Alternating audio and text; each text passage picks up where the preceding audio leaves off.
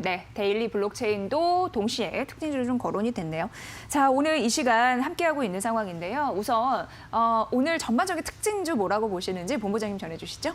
예. 우리가 조금 전에 짚어본 특징주에서는 역시 자동차, 만도가 가장 이슈가 됐던 것 같고요. 예. 지난주부터 수주에 대한 이슈에 따라서 주가가 급등을 하고 있는 삼성 엔지니어링 또한 오늘 각 채널에서 특징주로 잡은 것 같습니다. 그 외에는 사실상 오늘 시장이 어느 정도 좋은 상황이 연출이 되다 보니 특별히 눈에 보이는 섹터는 아직은 없었던 것 같습니다. 물론 네. 장이 아직까지 2시간 정도 남아있으니까 어떤 호재에 따라서 특정 섹터가 움직일지는 지켜봐야겠죠. 지난주부터 약간씩 느낀 건데 시장이 아무래도 좋지 않은 국면에 놓여 있다 보니 그런 것일지도 모르겠지만 시장에서 뚜렷하게 눈을 보이는 섹터는 아직까지는 없습니다. 그나마 시장이 좋지 않은 상황에서도 선방을 하고 있는 이 배당이라고 하는 것에 대한 기대감이 있는 금융지주사, 오늘은 거기에 대한 이야기를 제가 꽤나 하지 않을까 그렇게 생각이 됩니다. 네, 오늘은 왠지 패키지로 묶어서 말씀을 해주실 것 같은 네. 느낌 들었습니다. 그래요. 저희가 이제 특징주를 매번 이제 거론해드리는데 여기에서 공통적인 게 몇 개나 되느냐 이것도 굉장히 관전 네, 포인트. 오늘 그렇게 많지는 않았고 다만 이제 네. 섹터 중에서는 자동차 섹터, 부품 관련주 이런 부분 좀 조명을 받았고 또 말씀드린 대로 이제 은행, 금융 이런 섹터가 아니었나 싶은데 하나하나 좀 거론을 해드리도록 하겠습니다. 자, 본부장님 이 중에서 네. 어떤 종목을 첫 번째로 봐야 될지 우선 금융지주에 대해서 말씀해 주실 것 같다는 느낌이 오늘은 들었고. 아마 제가 예. 금융주에 대해서만 이야기를 할 건데 예. 첫 번째 종목은 이데일리에서 선정을 한 KB금융입니다. 사실 KB금융이든 또 여러분들이 잘 알고 있는 신한이든 우리든 공통점이 있죠. 각 금융지주사 모두 은행이라고 하는 산업을 포함하고 있다는 점. 그러한 측면에서 최근에 시장이 매우 좋지 않았는데 은행주들이 가지고 있는 가장 큰 장점이라면 장점인 배당에 대한 기대감 덕분에 시장에서 꽤나 선방을 하고 주가가 그나마 안정적으로 움직이고 있는 것 같습니다. 하지만 금융지주사들 또한 그 안을 들여다보면 매우 조금씩 상이한 차이를 보여요. 그 차이에 대해서 KB금융 같은 경우에는 다른 금융지주사에 비해 첫째로 자산 총액이 언제나 1위를 굳건히 유지하고 있죠. 2위 같은 경우에는 신한이고 3위가 우리, 4위가 예전 하나와 외환이 합쳐진 KEB 하나금융지주라고 할 수가 있습니다. 이러한 시장 점유율과 높은 자산 총액을 토대로 아시는 것처럼 영업망이 전국적으로 잘 퍼져 있고 또 이 KB금융을 기반으로 하고 있는 금융지주사의 주가에 영향을 미칠 크게 3가지 변수라면 3가지. 금리와 부동산 경기, 배당이라고 하는 것 또한 지금은 그리 나쁜 건 아니다라는 생각이 들어요. 구체적으로 금리 같은 경우에는 그렇죠. 사실상 은행을 기반으로 하고 있는, 참고로 은행이라고 하는 것은 크게 2가지로 나뉘어집니다. 상업은행과 IB, 투자은행인데 상업은행의 본질적인 역할은 가계로부터 자금을 받고 이걸 기업에 대출해 주는 거예요. 그래서 흔히 금리가 높으면 순이자 마진이 크게 만들어져서 은행의 수익성을 개선시킨다라고 이야기를 합니다만 반대로 금리가 지금처럼 낮으면 기존에 대출을 받을 생각이 없었던 사람들조차 은행 문을 두드리는 거예요.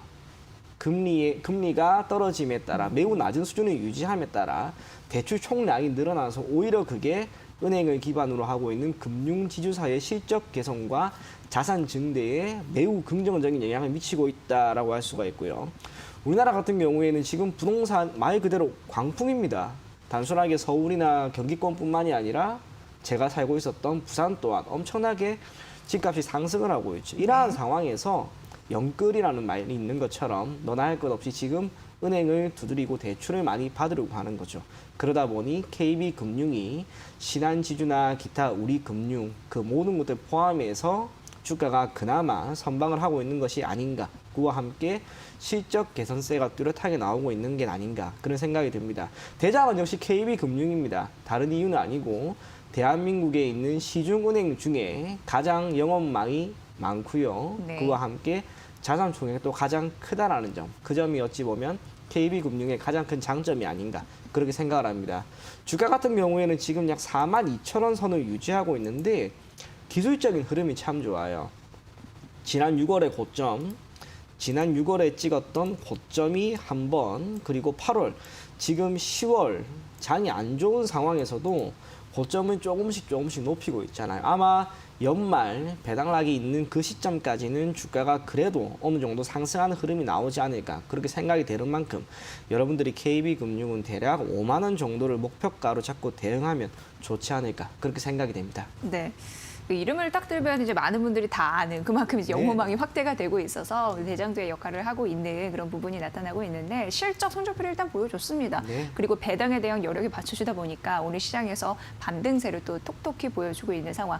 KB금융이 오늘 외국인과 기관의 쌍끌의 매수까지 좀 들어오더라고요. 네. 네, 앞으로 좀 여력을 어떻게 봐야 될지 이거는 뭐 다른 목표가 제시가 필요할까요? 아니면 좀 넘어갈까요? 한 5만 원 정도만 5만 원? 봐도 될 것 같습니다. 네, 알겠습니다. 현재 주가 흐름이 41,750원이고 5만 원까지 목표 주가 네. 봐주셨으니까 그 상승 여력들을 잘 판단해 보시면 좋을 것 같고요. 이제 두 번째도 이 틀 안에 있을 것 같은데요. 네. 어디 가볼까요? 1등을 봤으니까 이제 2등을 봐야겠죠. 네. 신한입니다. 신한지주. 신한지주 네. 여기가 이제 2등이라고 보면 될까요? 네, 예, 그렇죠. 한국경제TV. 사실상 예. 뭐 KB금융이나 신한지주든 몇 년 전만 하더라도 시가총액 기준 11위권을 계속해서 유지를 했습니다. 때에 따라서는 신한이 금융지주사 중에서도 1위 자리를 얻었을 때도 있었고 말 그대로 엎치락 뒤치락 하는데 신한지주가 사실상 2000년대 이후로 매우 크게 매우 가파르게 성장을 했던 금융지주사입니다. 이유는 다른 게 있는 게 아니고 조금 전에 이야기 드렸던 것처럼 상업은행, CB 같은 경우에는 기본적으로 수익을 창출함에 있어서 이자 부분에서의 수익이 가장 큰 영향을 미칩니다. 그런데 신한지주 같은 경우에는 이자 부분에서의 수익이 어느 정도 나는 시점에서 비이자 부분에서의 수익이라고 할 수가 있겠죠. 고객이 왔을 때 펀드에 가입시키거나 기타 다른 상품에 가입을 시켜서 얻게 되는 브로커리지나 기타 다른 다양한 상품을 토대로 고객들에게 다가갔고 그것이 실적 개선세를 매우 크게 불러일으켰다고 할 수가 있습니다. 그러다 보니 KB금융에 비해서 신한지주는 상대적으로 비이자 부분에서의 수익이 월등히 높습니다. 그게 곧 신한지주가 단순하게 CB라고 하는 역량보다는 IB의 역량도 갖춘 CIB의 역할을 가장 잘하고 있는 기업이 전 신한지주가 아닌가 그렇게 생각을 해요.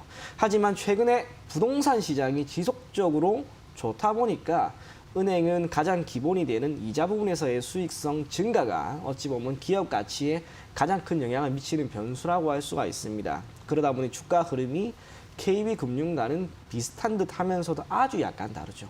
KB금융 같은 경우에는 6월과 8월, 10월까지 고점이 조금씩 올라가는 국면이었는데 신한지주는 그러지는 못하고 6월의 고점, 8월의 고점, 그리고 10월의 고점이 조금씩 하향 국면에 있습니다. 하지만 기술적으로 보더라도 지금 국면에서 크게 추가적인 하락이 나올 것으로 기대가 되진 않아요. 개인적으로 시장이 이번 주에 약간은 턴을 할 수도 있을 것 같고 그와 함께 금리가 지금 수준에서 더 내려가지는 않을 것이다라고 하는 그런 전망이 기업이 보유하고 있는 순이자 마진을 개선시킬 것이고 그것이 곧 기업 가치를 한 단계 성장시킬 수 있을 거라고 봅니다. 그래서 신한지주 같은 경우 오늘 약 4.7% 올라가고 있는데 대략 37,500원 정도 지난 6월에 기록한 고점이죠. 그 정도까지는 여러분들이 목표가로 잡고 대응하면 좋지 않을까 그렇게 생각이 됩니다. 네, 그러니까 이 신한지주 같은 경우에는 비은혜 확대의 그 모범 사례이다라고 네. 보시면 딱 정리가 되지 않을까 싶습니다. 자, 올해 신한지주도 뭐 4% 거의 5% 가깝게 네. 뛰네요. 시가 대비 상승폭 높이고 있는 상황이고요. 31,800원 선 유지를 하고 있으니까 이 부분 챙겨보시면 될 것 같습니다. 자, 넘어가 볼까요? 네, 마지막은 DGB 금융지주입니다. 네. 자, 조금 전에 이야기 드린 것처럼 은행은 크게 시중은행과 지방은행으로도 나눌 수가 있는데 국민은행이나 신한은행 같은 경우에는 전국적으로 영업망을 가진 시중은행이죠. 반면 DGB 금융지주 같은 경우에는 대구은행을 기반으로 하고 있는 금융지주사, 위치적으로는 대구와 경북 지역을 기반으로 하고 있는 금융지주사입니다. 성장성이 정말 뛰어나요. 참고로 지방은행을 기반으로 하고 있는 금융지주사 중에 자산총액 기준 가장 큰 곳은 부산을 기반으로 하고 있는 BNK 금융지주입니다.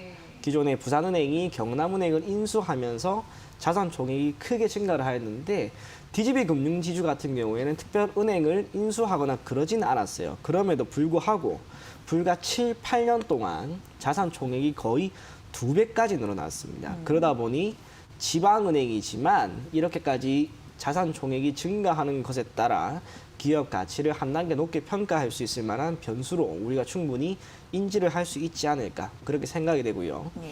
시중은행과 지방은행의 차이는 단순하게 자산 총액일 수도 있겠지만 비이자 부문보다는 철저하게 이자 부문에서의 수익을 기반으로 한다라는 점. 가장 상업은행다운 것이 바로 대구은행을 기반으로 하고 있는 이 DGB 금융지주입니다. 예. 그게 한 가지 리스크가 되겠죠.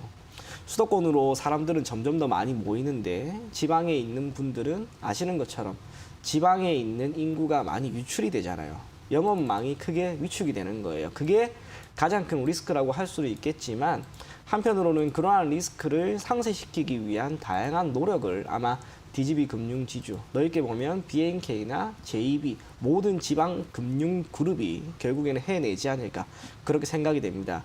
배당이라고 하는 변수 또한 시가 배당률 기준 약 4% 정도까지 주는 만큼 지금 시점에서 DGB 금융지주를 여러분들의 포트폴리오에 담고 약 1개월 정도 보유하면 그래도 배당 수익은 물론이고 매매 차익까지도 얻을 수 있는 그런 구간이 아닐까 그렇게 생각이 돼요.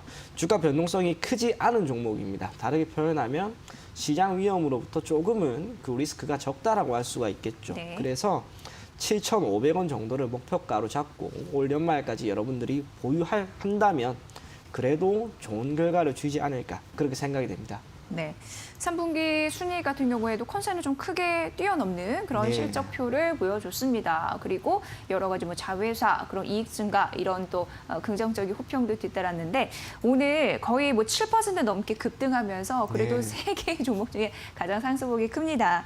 무엇보다도 7,500원 목표가로 봐주셨거든요. 현재 6,630원 선인데 이 부분 잘 판단해 보시면 도움이 되실 것 같습니다. 가파른 시장 점유율 그리고 이익 개선세 네. 이런 부분 눈여겨보시면 좋을 것 같습니다. 오늘은 이제 금융지주 세트로 묶어서 세 종목을 오늘 시장의 특징주로 말씀해 주셨습니다. 참고해 보시죠.